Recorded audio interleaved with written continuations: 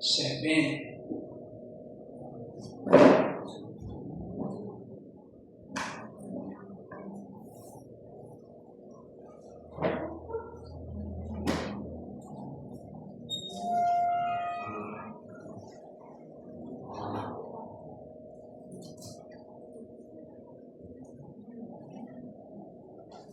Okay.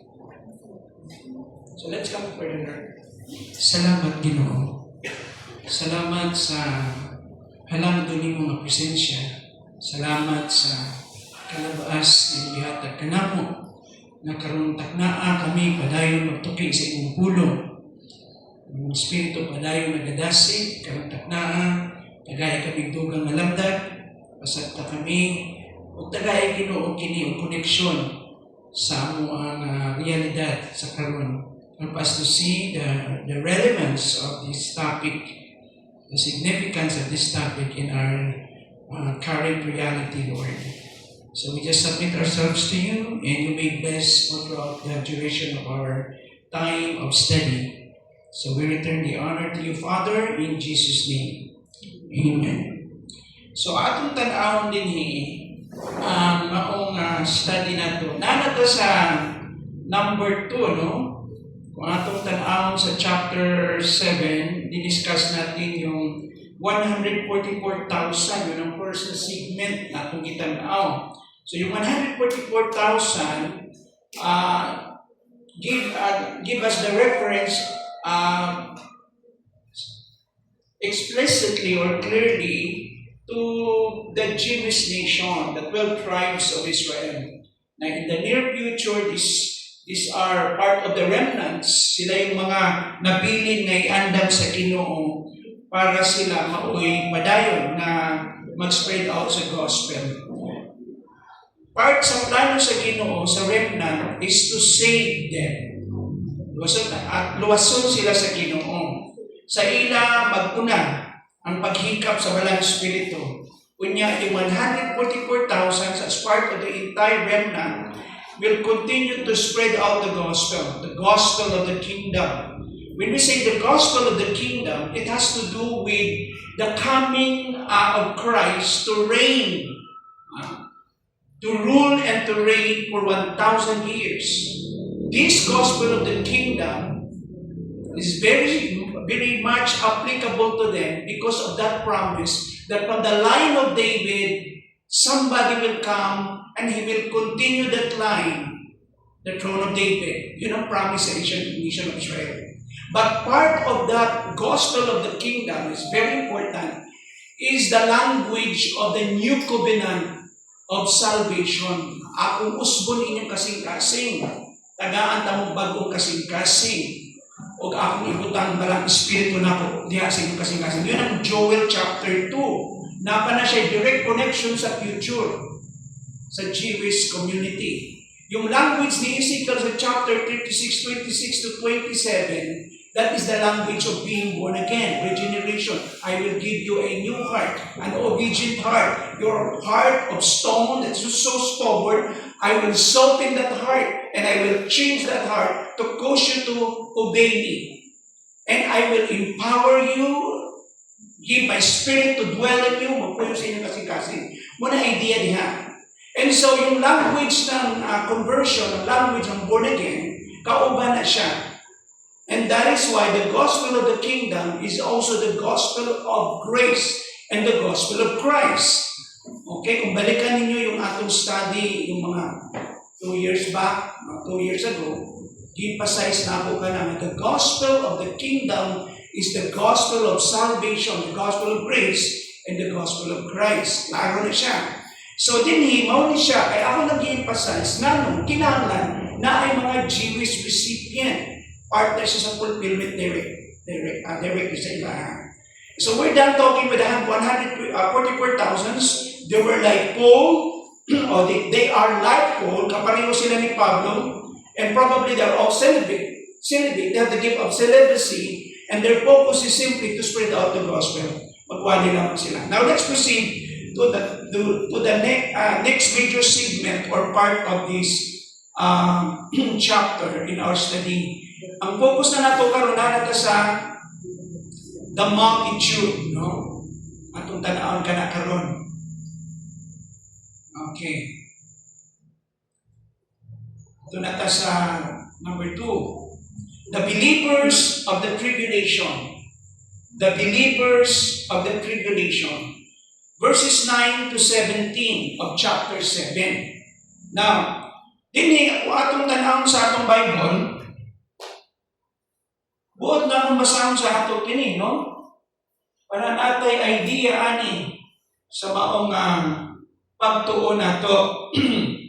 Akong basahon sa from my translation, from the Cebuano translation, para mas ma-appreciate kayo nato kini. Sa Revelation o Pinadayag, Kapitulo 6, pwede adto sa 17. Okay, sandali lang po. Ipadayag. Muna sa translation na ito, Ipadayag. Chapter 6, 9 to 17. Tingnan mo 9 to 17. Unya, chapter 6, okay, 9 to 17. Ako basamon. Unya, kitangtang sa lating karnirong ikanimang silyo, nakita ko sa ilawom sa halaran. Sorry. Chapter 7 Sorry. Chapter 7. Okay. 9 to 17. Tapos niini nakita ko ang dakong panon sa katawan nga walay makaihap. Gikan sila sa nakalain-laing nasod, banay, katawhan o pinulungan o nagbarog sila at ubangan sa trono o sa lating karnero. Nagbisti sila puti o nagbitbit o mga palma, nanyakit sila, ananinggit sila, ang atong kaluwasan nagagikan sa atong Diyos na naglingkod sa trono o gikan usab sa lating karnero. Nag-alirong ang tanang mga anghel sa trono, lakip ang mga pangulo o ang upat kabuhing binuhat. Now, listen to this. Lakip ang mga pangulo. 24 elders na siya, no? O ang upat kabuhing binuhat. Okay? Another kind of angels, no, serving at the very presence of close to the throne of God. O gingon niya, unya naghapa sila at ubangan sa trono o misimba sa Diyos. O miingon, Amen. That's the name of Jesus. Amen. Amen. O ingon niya, ang pagdalig, himaya, kaalam, ang pagpasalamat o pasidungog, gahom o kusog, iya sa atong Diyos, hangtod sa kahangturan. Amen. O kana, verse 13, unya, nangutahan na kanako ang usa sa mga pangulo, kinsa man kining mga tawhana na nagbistig puti, diin man sila gikan. Gitubag ko siya, Sir, nasayod ka. Kinsa sila? Ug miingon siya kanako, that's a rhetorical questions, no? Nasayod na daan ang ansyano na nangutana gihapon siya. Ug niingon diha siya, niingon si Juan, Sir, nasayod ka kung kinsa sila. Ug miingon siya kanako, mao kini sila ang nakalahutay sa dakong paglutos. Gilabahan sila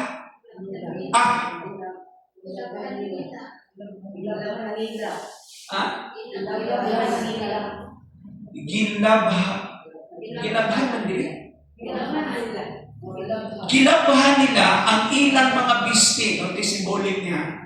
Gilabahan nila ang ilang mga bisti o gipagputi nila kini sa dugo sa nating karnero. Notice, busa, ania sila tubangan sa trono sa Diyos o nag-alagad kaniya Diha sa iyang templo, adlaw ug gabi.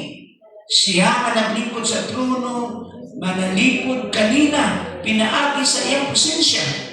Dili na sila gutomon o uhawon. Dili na sila mag-antos pa sa kainit sa adlaw o sa bisan unsang kainit. Kay ang natingkar biro maanaa sa taniwala sa trono mooy magbantay o maggiya kanila ngadto sa tinubdan sa mga buhing tubig. Pahiran sa Diyos ang tanang luha sa ilang mga mata. What a comfort. You know yung future, yung blessing bitaw ng Ginoo sa ato. I want to play this part sa ato kang tagnaan. Importante nga ma-appreciate nato, masabta nato ang maong realidad sa future, no? Mo kini ang atong tan-awon karon, the believers of the tribulation. Ang pangutana, who are the great multitude of believers? Kinsa man ni sila? O kanang rhetorical question kanina ng maong one of 24 elders, no? Kinsa man ni sila? Kung itubag si Juan, sir mo sila. Ang mga ninglahutay gikan sa kasakitan, gikan sa pag-antos. Wala silang naluwas, no? So verse 9, after this I looked, and there before me was a great multitude that no one could count. Ibig sabihin that this is a hyperbole that trying to tell us that this is a huge number of people. Dako ni nga grupo. Daghan kaayo pasabot kung imong i-process kini, uy, daghan di iluwason ng Ginoo sa unahan. Sulit dita angay mo ba paglaon? Kaya Ginoo na yung programa yun sa pagluwas. Daghan dyan luwason. This is the great multitude that no one could count from every nation. Take note, what siya lakaran din eh. From every nation, tribe, people, and language. Magpasabot. Pila ka continents ang tipo kalibutan? Pila? 7 continents. So, makita na ito from Asia to Europe to Middle East. Tanang tao, ibig sabihin yung gospel of the kingdom will continue to be spread out and to touch lives at this point. Ug daghan mo doon sa Ginoo. And we can find here that they're standing before the very throne of God and in front of the Lamb that give reference to Jesus. Nagbarog sila sa tubangan. So, sa pagkahuman niya, nakita niya 144,000. O kani ang iyang lahi na nakita. Kaya kung na nakita niya, nakita niya 144,000. And of course, John was comforted because he was also a Jew. Ng iyang sano, ng iyang mga kaliwatan. Ang saad sa Ginoo sa future ng Israel. So, John's vision suddenly expanded into something breathtaking. He sees a multitude that no one could number from every nation, from all tribes and people and language. Mao ka na yan nakita niya. So nagkalain-laing banay, nagkalain-laing kaliwatan, pinulungan, nagbarugtanan ka sa presensya sa Ginoo. O nagbitbit sila, nagbisti sila ng puti, kung nagbitbit sila ng mga palma, mao ka na makita na to. They brought with them yung itawag na itong palm. They were wearing white robes or holding palm branches in their hands. Mao kini sila ang mga kiluwas sa Ginoo. This is one of the most beautiful scenes in all of Revelations. Muna pinakandindot ang nabahin sa mensahe sa Ginoo sa libro sa Pinadayan. Nakita nato ang mga kiluwas, the redeemed, stand before God, clothed in white robes. Mao kinato makita. Symbols of purity, victory, and righteousness. Ang puti na biste, nagpasabot ka na sila. Gibalaan sila. Kung nagpasabot po ka na sila, nagpadahugon. Pasabot po ka na sila, gimataro. O sila, nagwarawara sila, o mga palma nga, sana sa palma. that ancient symbols of triumph and celebration, silang tanan nagmadaugon, the redeemed.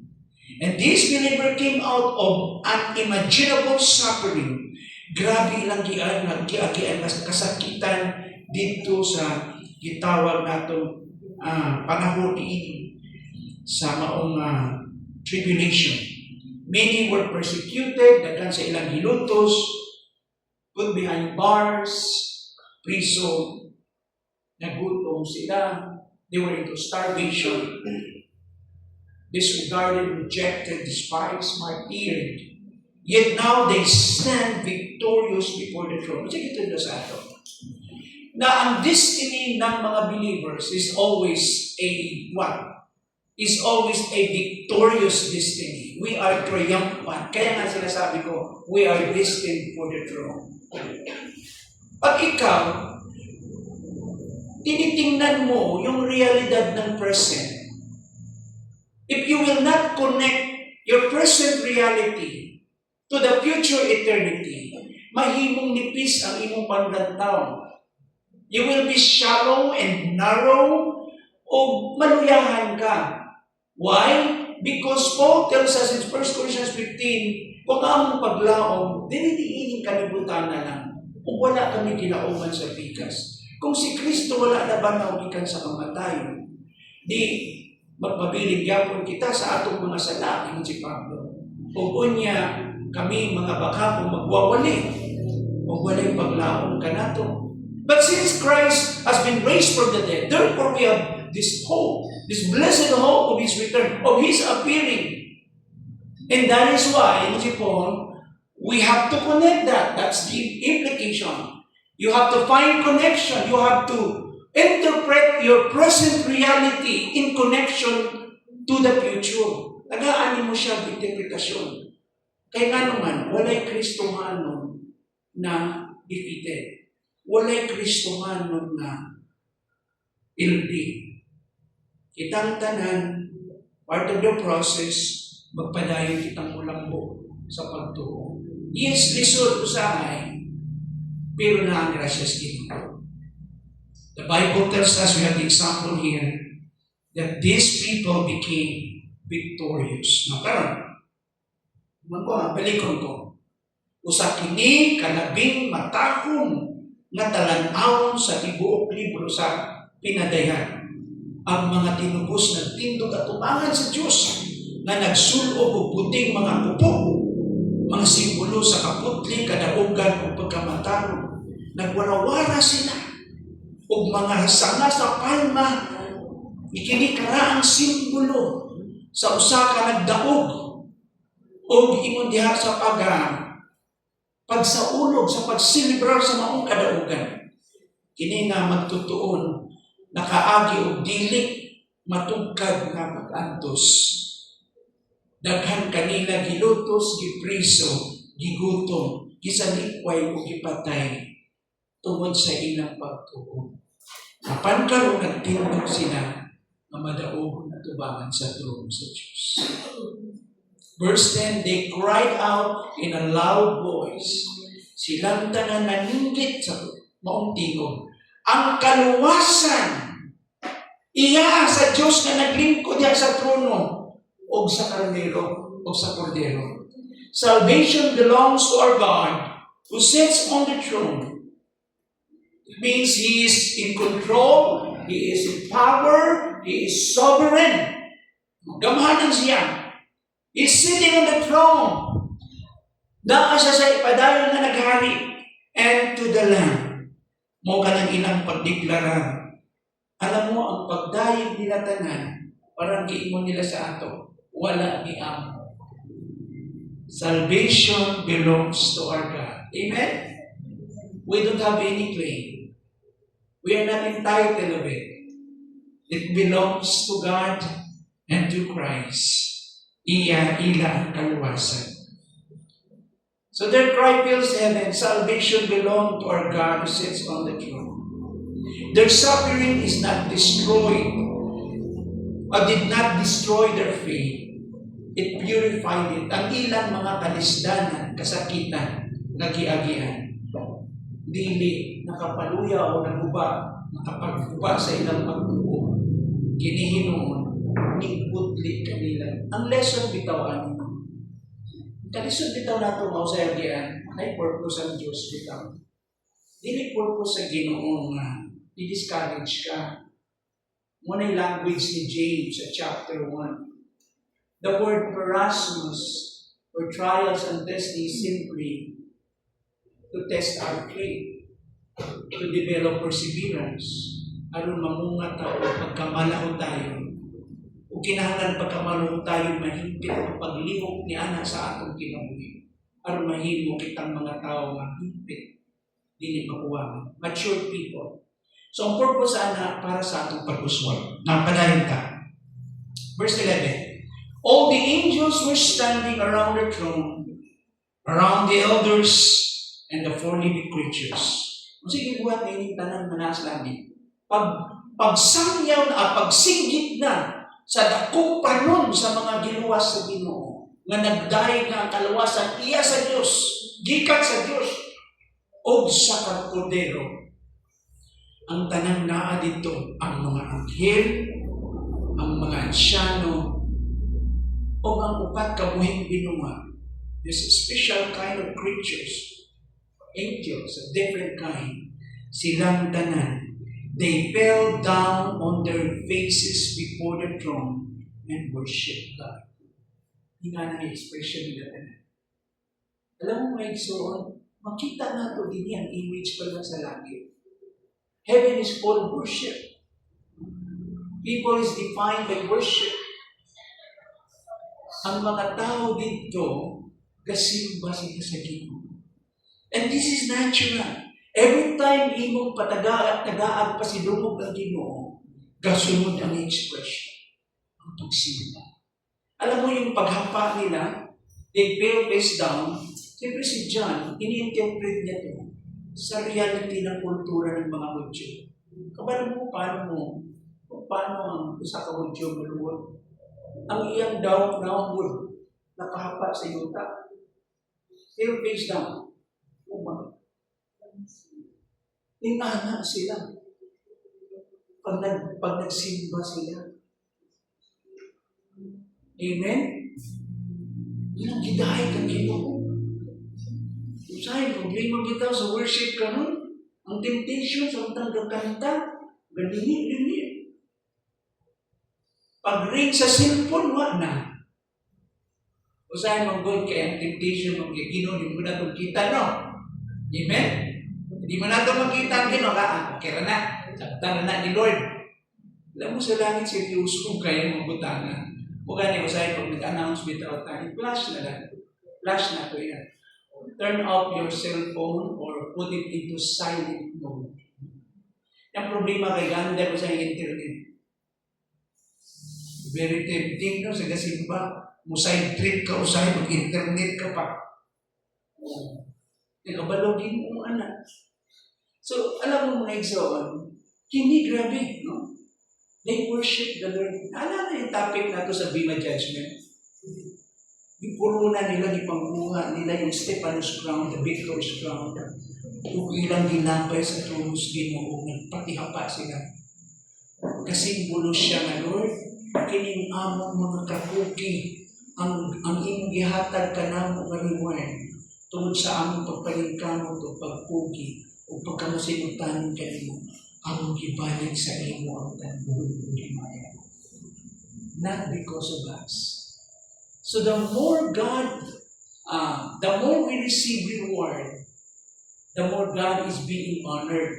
Kaya ang purpose ng reward, ibalik mo ang dungog sa iya. Amen? Yun ang purpose nun eh. Kaya ibalik. Kaya nga sa langit, dili pari-pariyo ang joy na to, yung degree ng joy. Kasi ang pangutana din the more God is glorified, the more you will experience a certain level of joy and delight and pleasure sa presence ni Lord. Although tanan kita ga-enjoy sa presence ni Lord, pero yung level, yung depth, yung lalim, mas ma-feel mo, yung reward mo will return to you in a different kind of mitawag na itong emotional feeling na samtang ang Ginoo na himayan siya. Oo. Kaya yung mga reward na hindi nang ibalik, Lord, dili tungod na ako. I look back, tungod lang. Kaya imo kong gitagaan ni Imin katapos, imo gawin, idayang nilagay. Nagpatihapa sila. Padayan ka. Ang tanawang language, alam mo sa Hebrew word, naalala ko tuloy yung pastor ko sa Maynila. Alam mo yung Hebrew word at yung word na Amen. This is the name of Christ, the word Amen. Amen. It means yes. More than a yes. No? It's the language of the heart. Yes, Lord. Saying Amen. Try to imagine ito buong crowd ng heaven. Praise and glory and wisdom and thanks and honor and power and strength be to our God forever and ever. Amen. Wow. Anong content ng amen nila. So what is the wow here? What is the amen? The amen here is that recognition na makita natin sa content ng ilahang express. Praise and glory and wisdom. Ang pagdayeg, ang himaya, ang kaalam, ang pagpasalamat, ang dumog, ang gahom, ang kusog para sa iya sa Diyos hangtod sa hangtod. Amen. Nay ato, wala. Alam mo, nung si Diyan nakita niya ang presence ni Christ sa chapter 1 ng Book of Revelation, para siyang kandila na nalusaw. In fact, the language of the Bible tells us that he was almost dying. He was nag-pass out good siya. Ano pa lang yun, ha? Murag, pino na itong kadiyot lang yun. Pakita sa iya, how much more dahil ka na sa presence ni Lord. Talagang, mututok lang ka sa huli sa Ginoo niya, kita niyo mo, mag-explain mo kaugalingon mo. It humbles you. Hindi rin magsugod yung imo ang himaya, ang dugo, ang kaalam. Pag nakita na niyo mo huli sa Ginoo, para kung nanilusaw na kantina. Verse 13, then one of the elders asked me, these white robes, who are they? And where did they came from? O come from? Itubag niya kanan sa verse 14. Ikan sila sa tribulation period. Mga gibalaan sila. Anong meaning ng white robes din? Of course, explain na nato. White robes refers to the atoning sacrifice of Christ. Importante niya. Tanawa. Nung si Jesus, tanawa yung paradox. Nung si Jesus ang namatay, anong kulay ang nitulo sa iya? Kulay pula. He poured out his blood, the red blood. But yet this atoning sacrifice brought holiness, brought purity, and of course salvation sa mga tao. At tunan ka rin yung word na atonement. Okay. Kasi nagpasabot ng atonement. Ang atonement, kanabitang nagsakripisyo ka para mahawi o mabawi, matangtang ang kasuko ni atong imong gitagaan o halad o sakripisyo. It's a form of peace offering. Naalala niyo yung language nato dito sa atong karaan mga tinuohan, no? Para di ma-offend tong mga Ginoo sa dili pa ta Kristohanon. Ang tinuod na realidad din ang Ginoo na offended sa tao. So hangtod wala pa si Kristo na ula sa iyang dugo, wala na hupay ang maupamati sa Diyos sa tao. Kano saan ang hupay? Kano saan natangtang o natagbaw siya na satisfy siya? Sa diyang si Kristo na ula sa iyang dugo. That's the meaning of atonement. It is to satisfy, to appease the hatred of God against sin. This is to satisfy His demand for perfection and holiness on our part.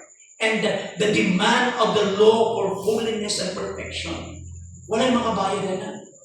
Because we offended the infinite God, and only somebody who is also infinite, and therefore the infinite Son is the only qualified to offer an infinite sacrifice, not just for a few hours lang siya, lansang siya dito sa cross, the Father has already been satisfied.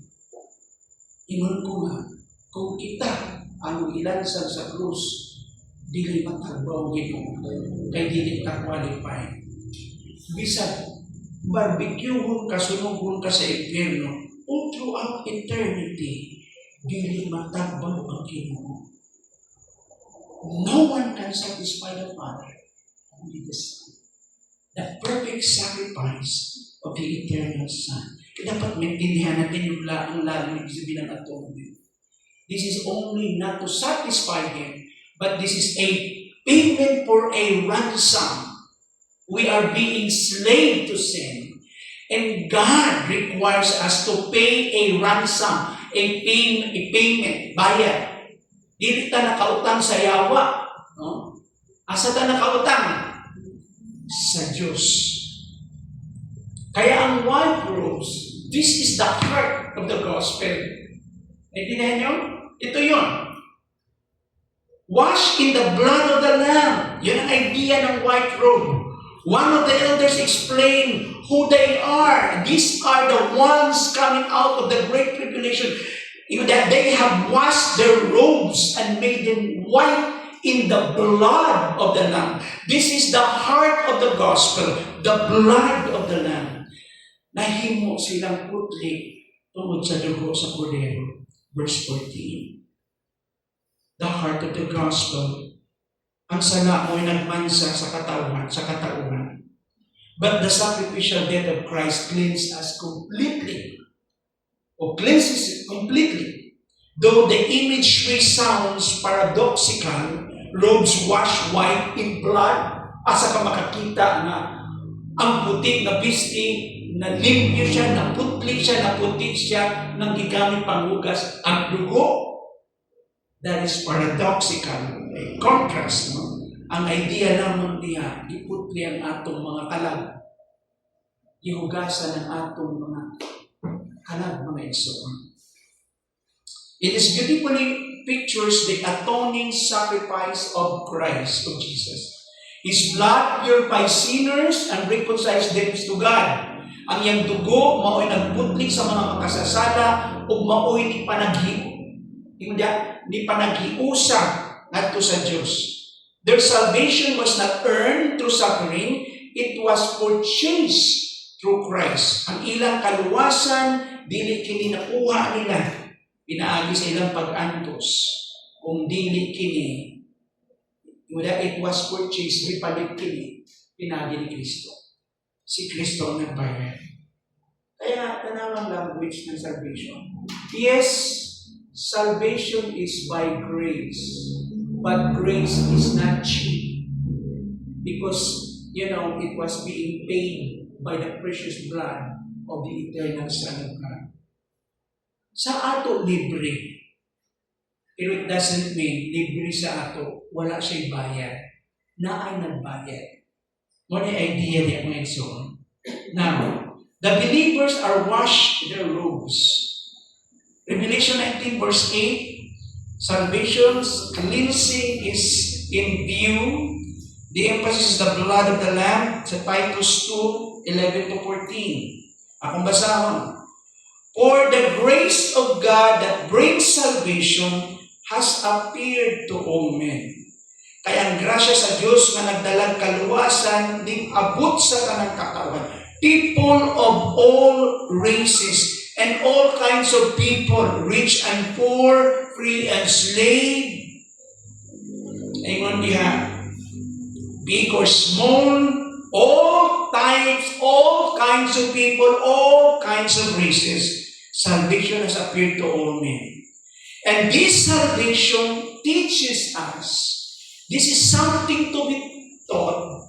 Ingon diha, this grace teaches us to say no to ungodliness and worldly passions, and to live self-control, upright, and godly lives in this present age.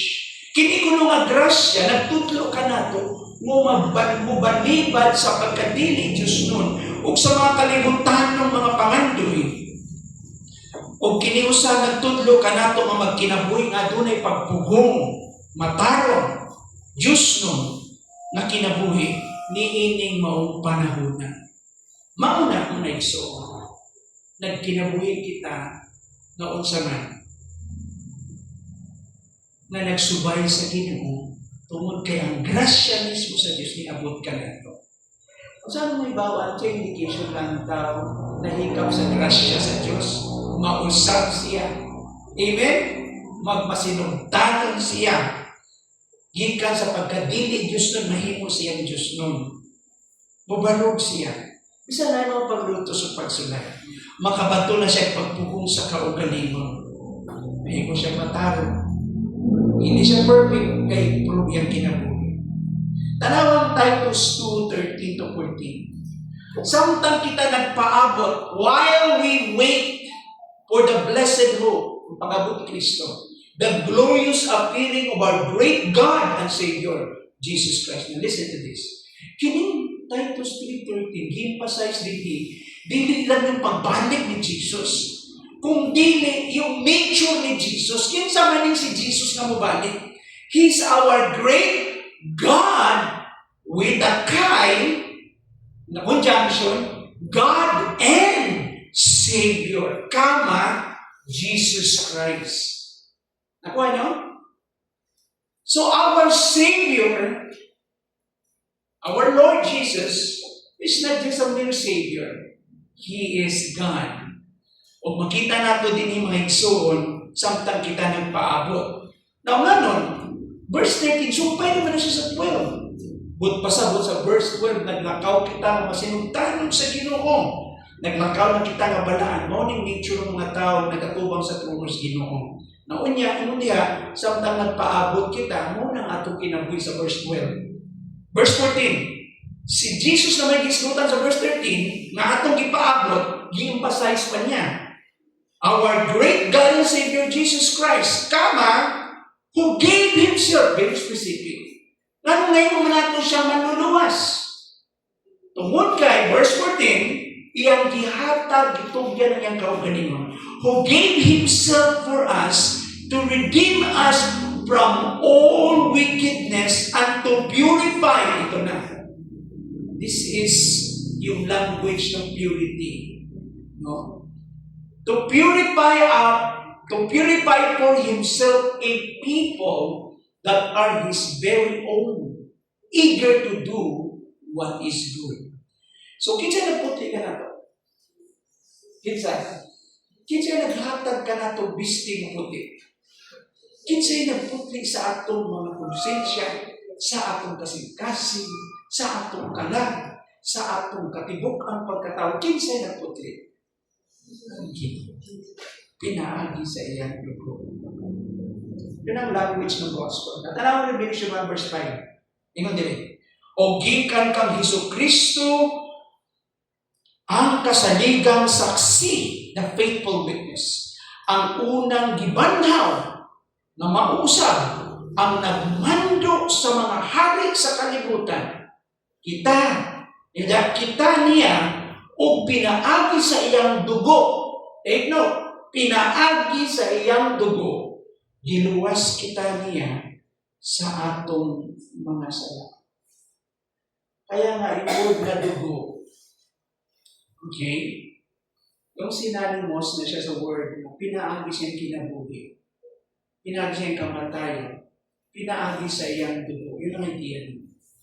Giluwas kita niya. Ang iyang dugo. Tubangan sa Ginoo yung kinabuhi. Ang mga higpit ko, ang putli ngayon.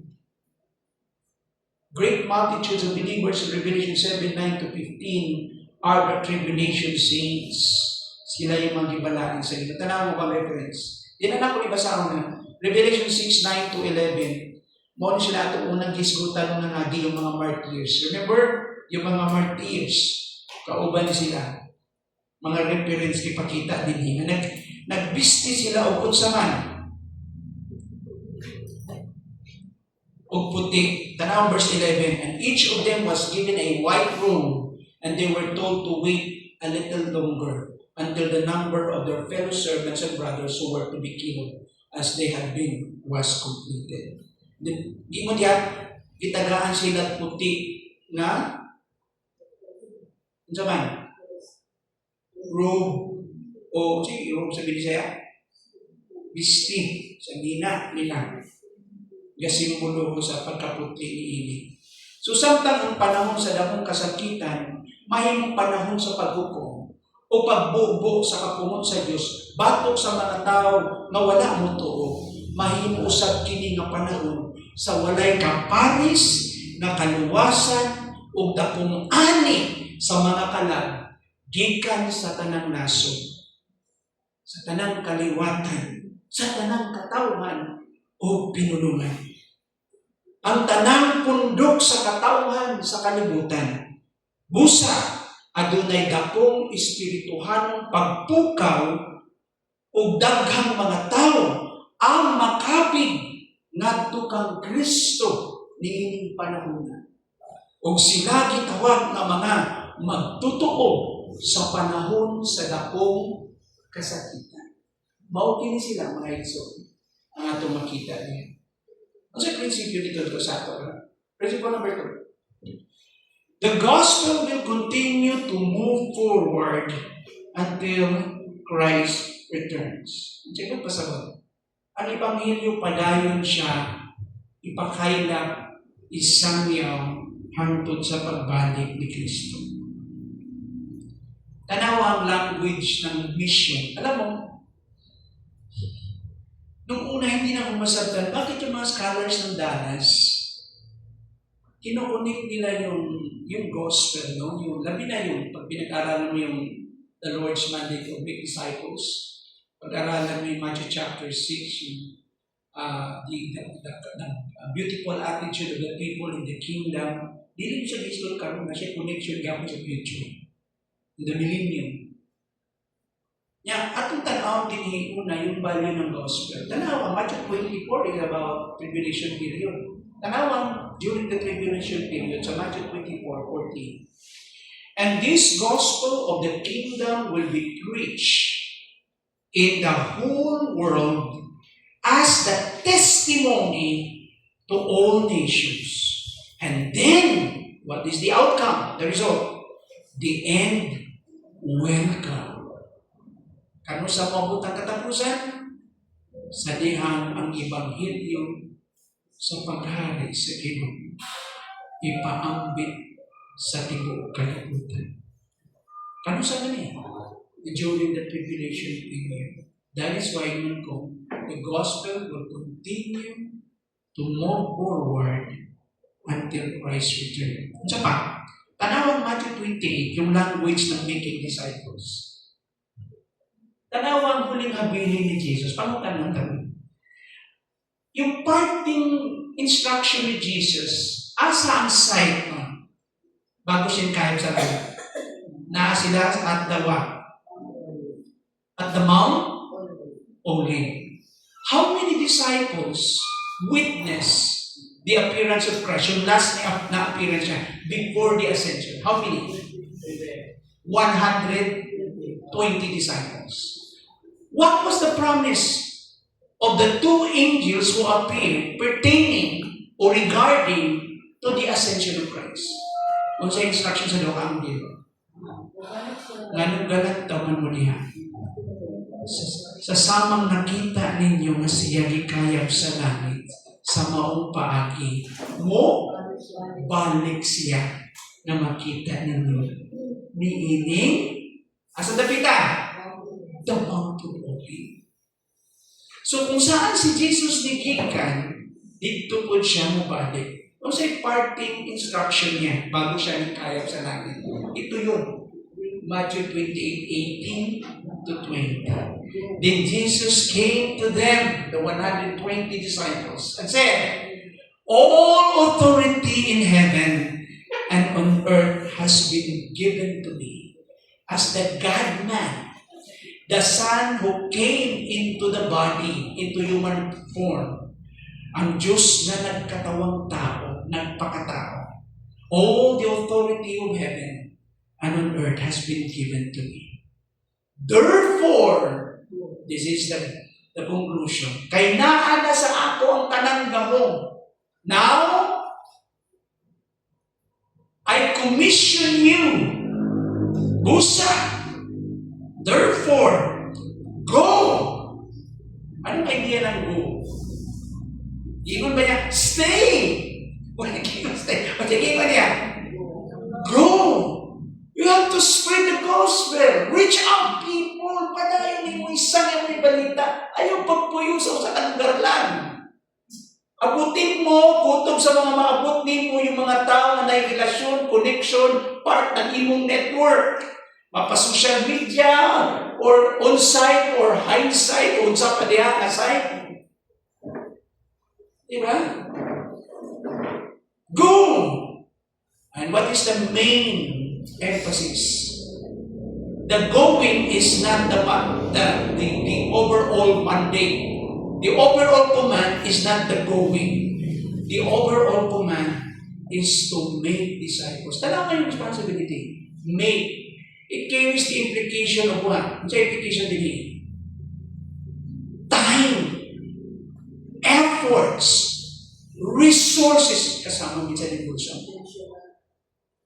Make. You have to make time. You have to make effort.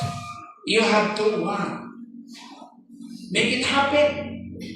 Nakaroon. Make disciples, hindi converts, disciples, followers of all nations, baptizing them in the name of the Father, the Son, and the Holy Spirit, and teaching them to obey everything. Tanan na akong gitudlo that I have commanded you. O tanaw ang iyang parting promise. And surely, I am with you always to the very end of the age. Now listen to this. Physically, nasan si Jesus? Physically. Asa si Jesus? Naasa? Yes. He sat down at the right hand of his Father today, making intercession as the great high priest. Siya padayon he's standing in the gap, siya padayon naampo sa ato. No? Every day, padayon siya making intercession on our behalf. Naa siya. Pero siya yung niya din na I will be with you always to the very end of the age. Hindi lang kanyang paluyuhan ko yung paningkamo, but I will not leave you orphans. So sa ibuhat niya, magpadala ako kaninyo, kapareho na ako, the Paracletus, to stand alongside with you, the Paracletus. The great counselor, the Holy Spirit, my Spirit, the Holy Spirit. Yun ang idea nun. So maukini ang language na iwali ninyo sa tanang kanasuran. So, even niya sa verse, sa Revelation chapter 20, verse 4, I saw thrones on which were seated. Nakita na ko, daghang mga trono. O katong mga nanggaling ko ni atong daghang mga trono. Those who have been given authority to judge. Pangutan doon daw. Pinaka-trono nasa langit una. Unang trono nakita ni dyan sa chapter 4, chapter 5. The throne of at the middle, the throne of God. Then we have the 24 elders. And they sat down in their thrones. 24 thrones. Listen to this. Nabi kibutang tinhingan. Number Pag-abutan din sa chapter 20 verse 4. Nakikibutan, plural ni siya. Pero why specific na number? Would you agree? Tanawa. I saw thrones. Ako basahon sa pinadayag. 20. Verse 4. Unya nakita ko ang mga trono. Notice, mga trono. O ang mga naglingkod niini. Nga, sa ilang responsibilidad, gihatagan o gahom sa paghukom. Nakita ko usab ang mga kalag ni adtong pamugutan tungod sa pagsangyaw nila sa kamatuoran nga gipadayag ni Jesus ug tungod sa pulong sa Dios. Wala sila musimba sa mananap o sa iyang larawan. Wala sila magpapatik sa ilang mga agtang o kamot sa timaan nga sa mananap. Nabanhaw sila o naghari uban kang Kristo sulod sa usa ka libo ka tuig. Wow! Labo, one time intriga o gamay ba? Dugay nga panahon bitaw sa city noon. E nangutanang gud kaniya to sa kuan. Kasi trabaho ko na ng 12 apostles. Sabi ko, ang alam ko, yung name ng 12 apostles, since Jewish sila, nakabutang sa 12 pillars ng temple ng Ginoo. O dili lang ka na language sa buong Matthew isulti dito. Don't you, ingon siya sa 12 apostles, you will sit down with me, besides me, in the 12 thrones, and you will judge the nations of Israel. In other words, kaya 12 sila. Diyan ko na naintindihan. But not 13, 14, 15, or 20. Bakit 12? Because these 12 disciples will represent what? As judges to manage the nation of Israel. They stood as shepherds alongside with Jesus as judges. Don't you know na ang church is also judge? Give me a language ng word na judge sa Book of Ephesians. Nga nung mag-away man mo tatlo ninyo dito sa mga pagano ng mga korte. Don't you know that you will judge angels? Kaya istoryahan niya dito sa language sa 1 Corinthians chapter 6. Church. Kaya nga, napaglaparan mo yung language ng thrones. Maraming trono. According to John MacArthur, yung 24 elders dito, yung 24 elders with 24 thrones, representative sila ng church. Pero di na nga lang nakita ni John. Ito yung mga, nagka-trono. Anong trabaho nila? They will exercise judgment. They convene to continue to facilitate and provide judgment. Itagaan sila sa ginagkatilan. Kaya nga, walay Kristohanon pag naadto sa langit, nga idol siya. Wala siya role. Wala siya trabaho. Tanan kita na atay role to play. Labi na kung diin mo magalit. Naalala niya yung language ng 1,000 years. So, padayon ka. Because of their testimony, kinsa man ni, katong mga gipatay, tungkol sa pulong sa Ginoo, tungkol sa testimony ni Jesus, they had not worshipped the beast or his image, had not received his mark on their foreheads or in their hands.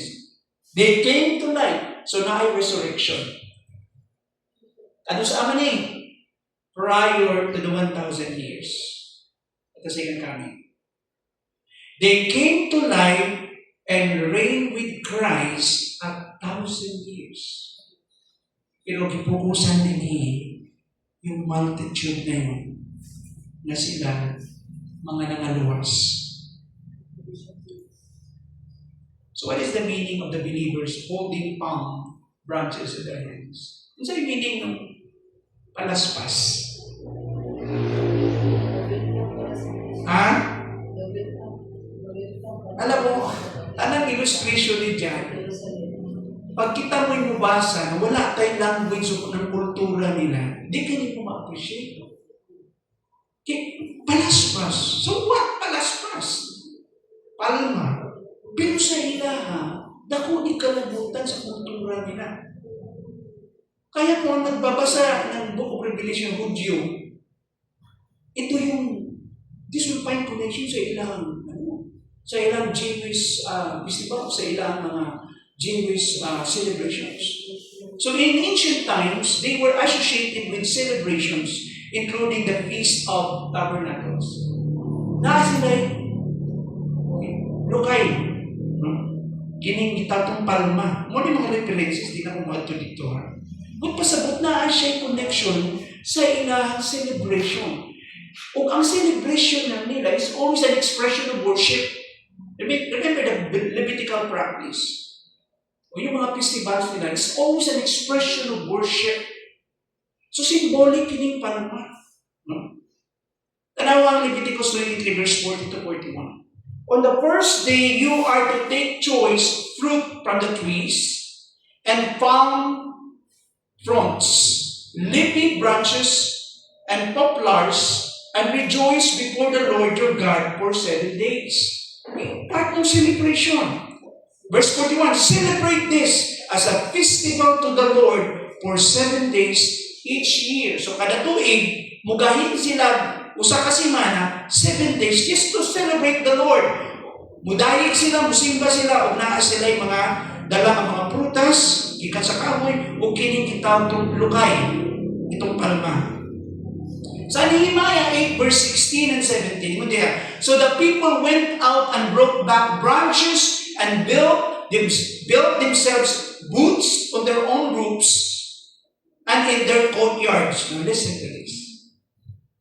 Nagputang sila ng mga boots sa ilahang mga atok.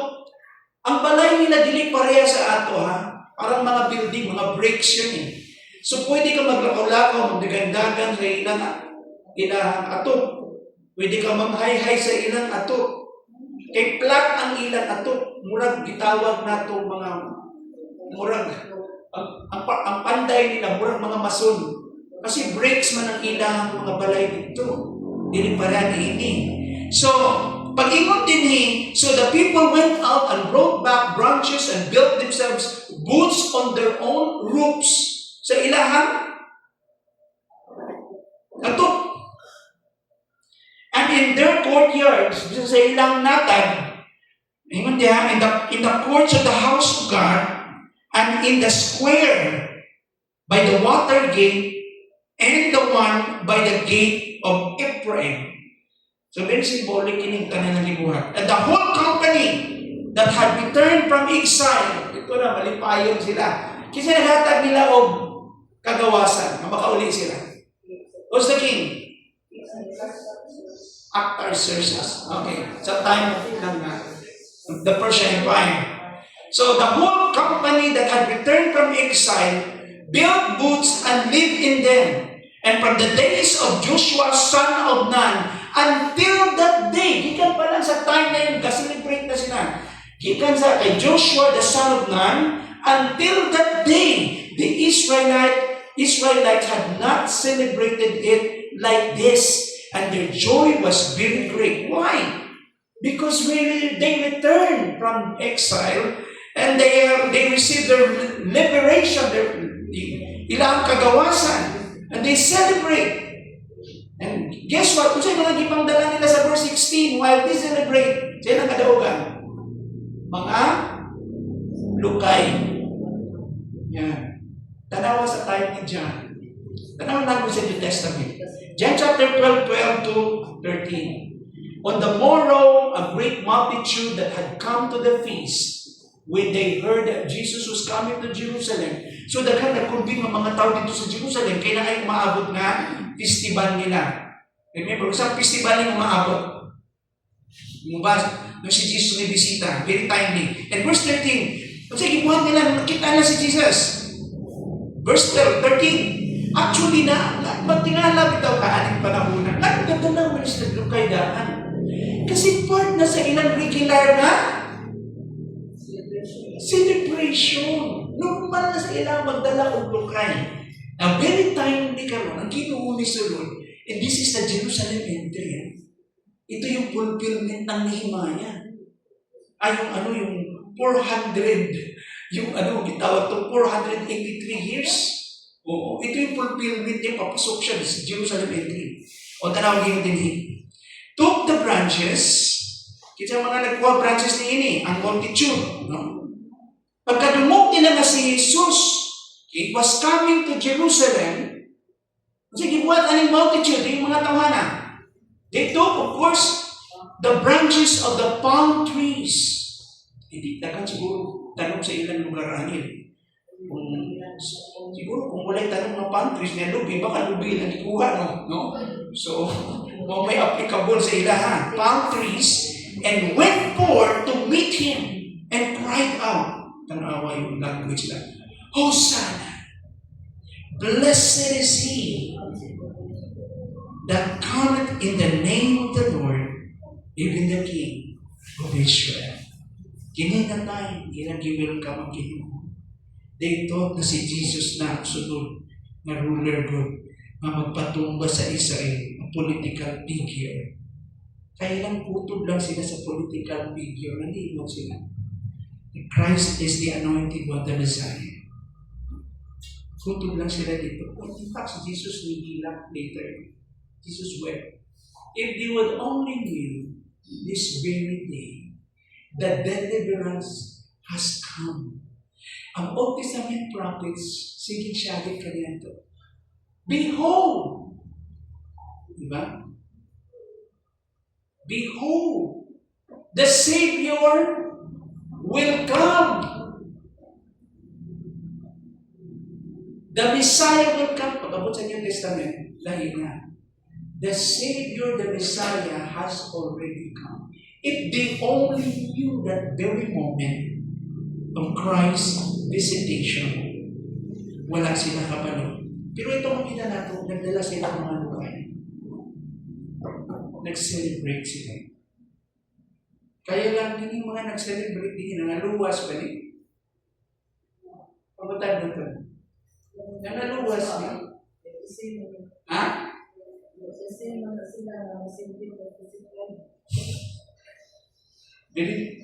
Very picture good, no?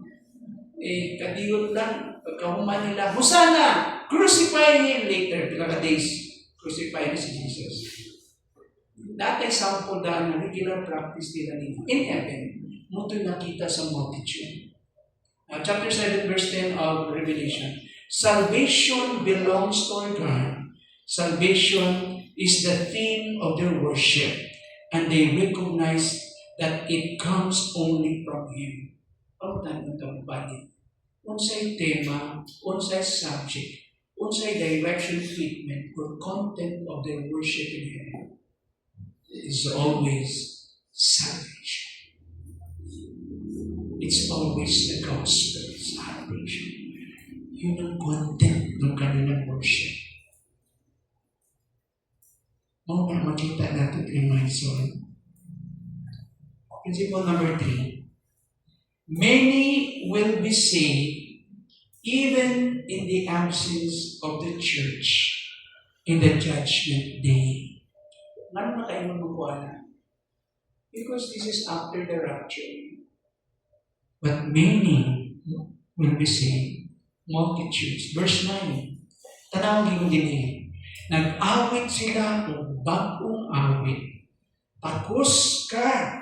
Ingon niya, sa pagkuha sa nilukot nga basakol. Listen to this. Kinsa ilang kidayag din eh? Si Jesus. Remember, Dito, gikuptan sa Diyos ang nilukot nga basahon, the scroll with 7 seals. O kung sa'y kanta nila, and they sang a new song. You are worthy to take the scroll and to open its seals. Ingon niya, takos ka sa pagkuha sa nilukot nga basahon o sa pagtangtang sa mga silyo ni ini. Kay gipatay ka, tanawa yung language ng cross, gipatay ka o pinaagi sa imong dugo, gitubos mo ang katauhan halang sa Diyos. Gikan sa kanang banay, pinulungan, katauhan o kanasuran. Wow! No?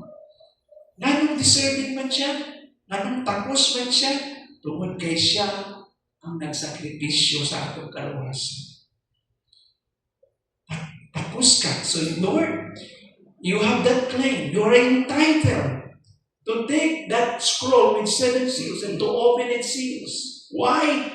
Because you are the one who died. You are the one who made a perfect sacrifice. You give up your life for us. Sa tanang katasuran, tanang katawhan. Talamang Romans 3 verse 23, yung language ng gospel. And are justified freely by His grace. Kita ko no na matarong na, napasaylo na matarong, freely by His grace through the redemption that came by Christ Jesus. Tanang language ni Paul, ang maong pagtubos gikan kay Kristo Jesus. Tanang Romans 3:25, God presented Him as a sacrifice. Isa din Him, si Christ. God presented Him as a sacrifice of atonement. Ang amahan mismo ang impili, Lord, na ang iyang anak may sakripisyo. It's like a type, no? Remember si Abraham is a type of the father giving up his son.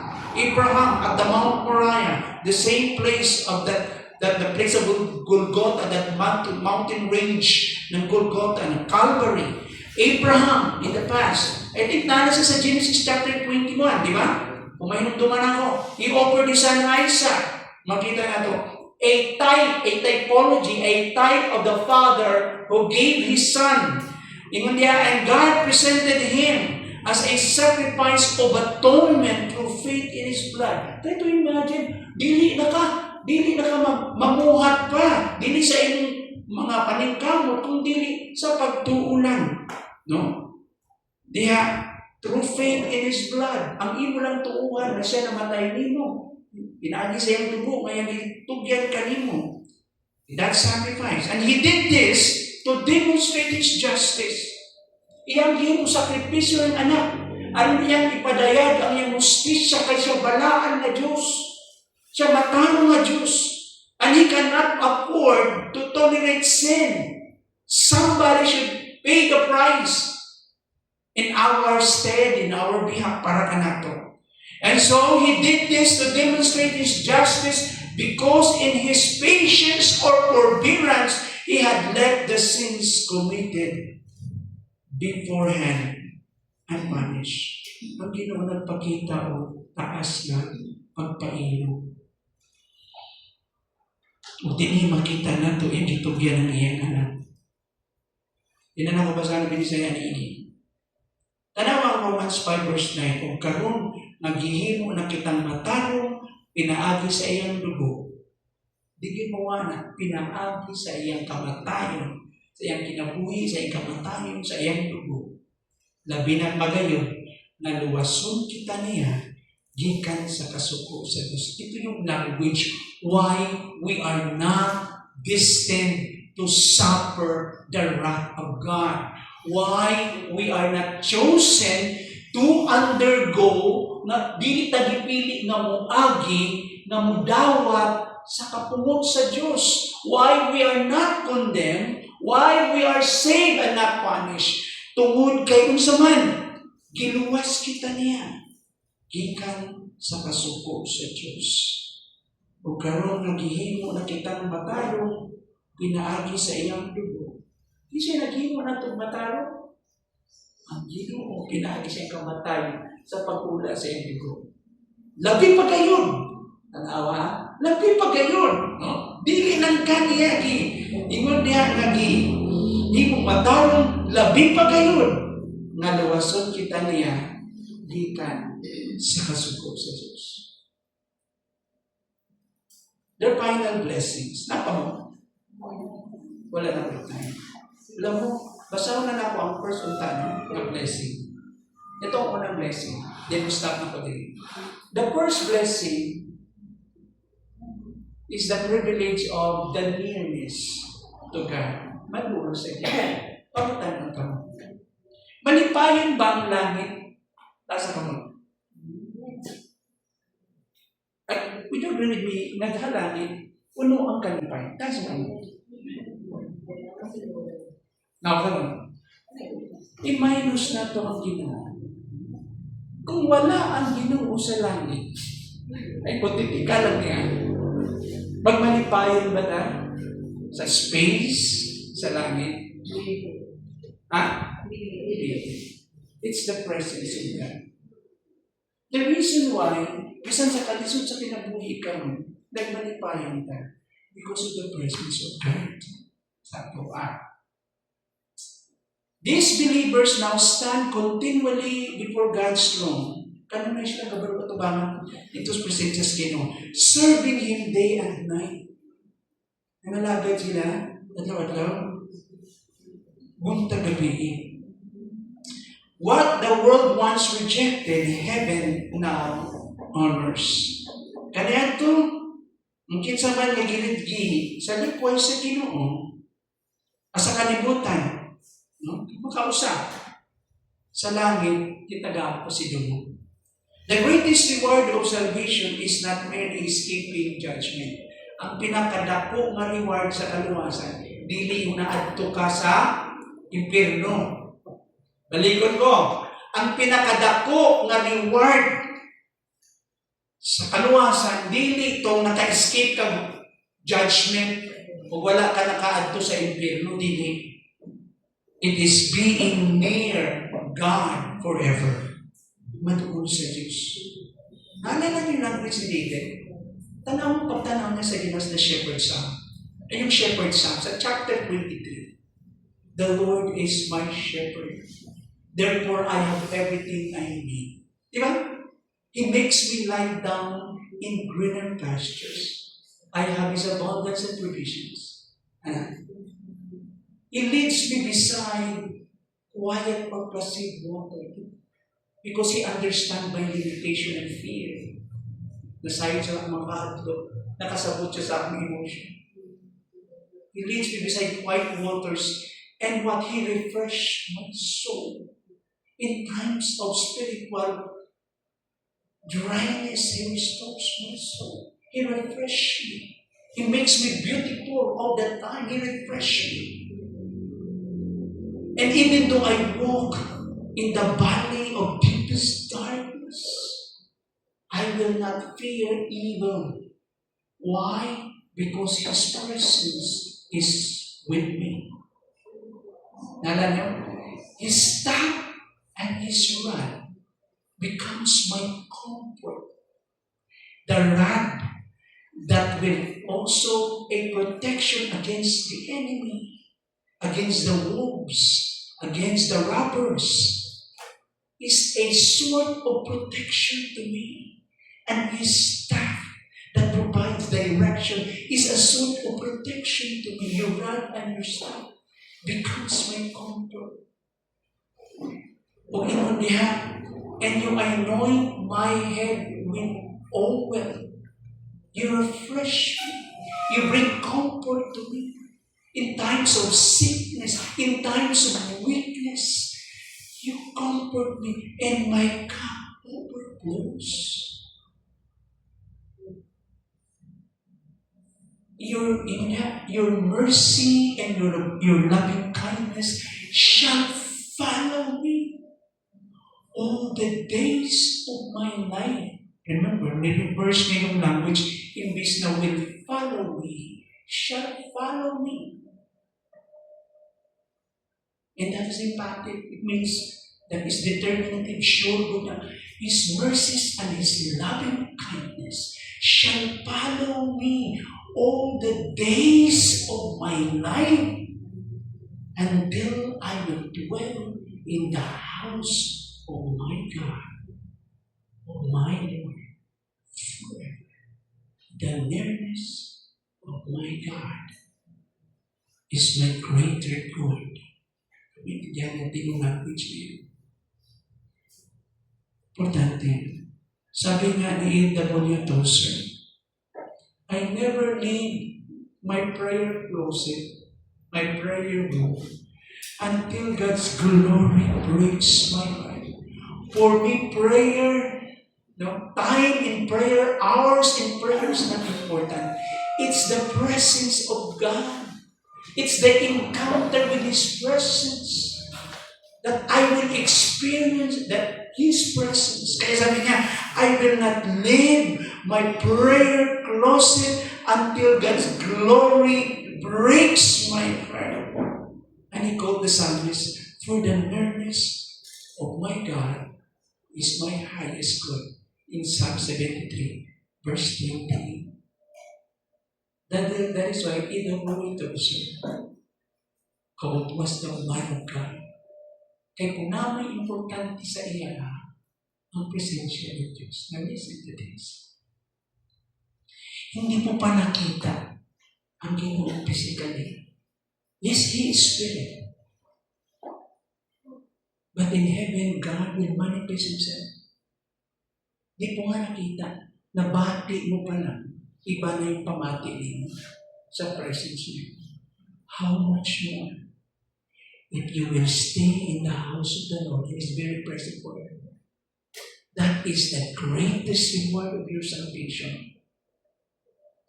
I will be with you always, even to the very end of the age. Ang Diyos kauban na ito kanunay. That's the greatest blessing.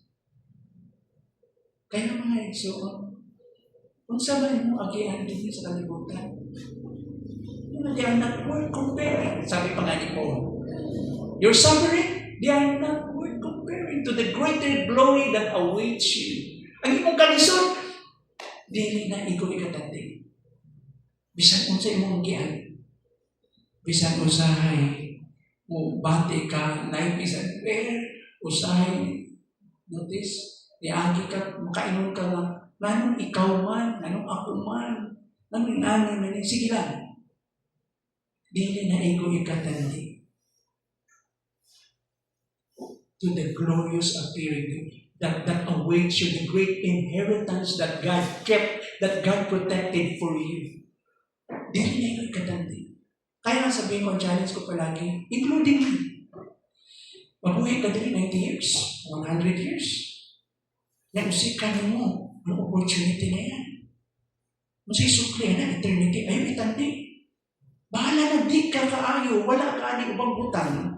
Pero ka-invest ka for eternity because God put the thoughts of eternity in our hearts. In every human being, believers or unbelievers. God put eternity in the heart of man. And we Christians, we are more aware of that eternity. We have the thoughts of eternity. Umayon the Lord, salamat that I am one of those became a recipient of your mercy. The nearness of my God is my greatest spirit. Yan ang Diyos, salamat ka nabi sa among panahon sa pagtuon sa imong puno. Ginoo, balikon man ang magbasa ng imong puno sa makadaghan. Ang among kanunay makita, ang imong kabuutan ka lang. Ang imong mga saad ka lang. Salamat sa imong padayag ng paglingkod o pagdasig ka lang. Nga among masakripisyo kahago ang kalibutan, dili mo lang kapang. Imong suklian ka lang kini. Ug salamat sa mga opportunity na makapangalagad kanimo. Nakitagaan mo kami sa kauli kayo na mga lagad.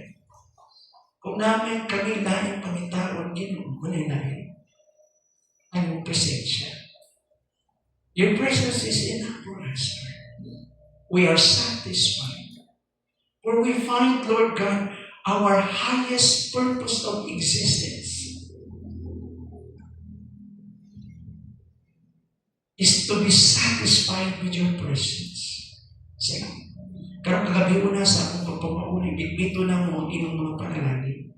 Uban ang kadaugan. Salamat sa lugway, Salamat sa mga panglawas. Kini ang pagampo sa ngalan ng Kristo Jesus. Amen. God bless you.